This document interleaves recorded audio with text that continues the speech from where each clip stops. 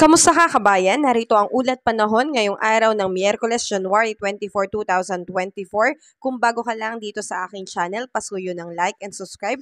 Maraming salamat po. Ngayong araw na ito, may ibinaba po ang DOST Pag-asa na rainfall advisory sa lugar ng Camarines Norte, Camarines Sur dahil posible pong makaranas ng tuloy-tuloy na pag-ulan mula 1 hanggang 2 oras na posible pong magkaroon ng pagbaha at landslide sa lugar na ito. Kaya pinag-iingat po ang ating mga kababayan na nakatira dyan.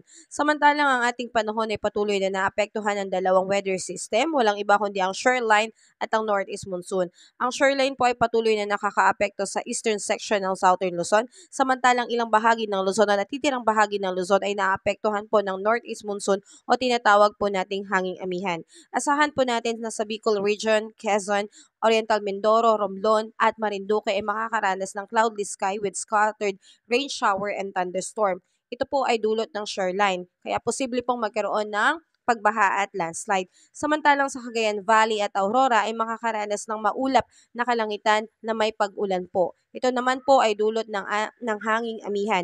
Posible rin po dito magkaroon ng biglaang pagbaha at landslide, kaya mag-ingat po tayo dyan mga kababayan.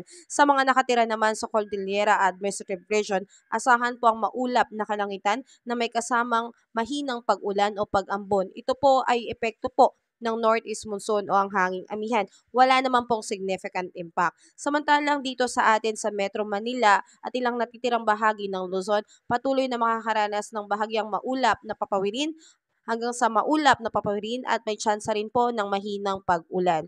Dulot pa rin po ito ng northeast monsoon samantalang wala pa rin pong significant impact. Samantalang dito sa bahagi ng Visayas at Mindanao, patuloy na makakaranas ng partly cloudy to cloudless sky with isolated rain shower and thunderstorm po. Ito naman ay dulot ng localized thunderstorm. Posible rin pong magkaroon ng thunderstorm at flash flood po. Kaya mag-ingat po ang lahat dyan. Sa ngayon kabayan, wala pa rin po tayong bagyo sa loob ng PAR, ngunit may mga LPA po na nakakaapekto sa panahon natin dito sa bansang Pilipinas. Kaya ugaliin po nating maging updated sa ulat panahon dahil posible pong magkaroon pa ng pagbabago at maganda na po na tayo po ay updated at laging handa. Muli, salamat at ingat ka parati kabayan.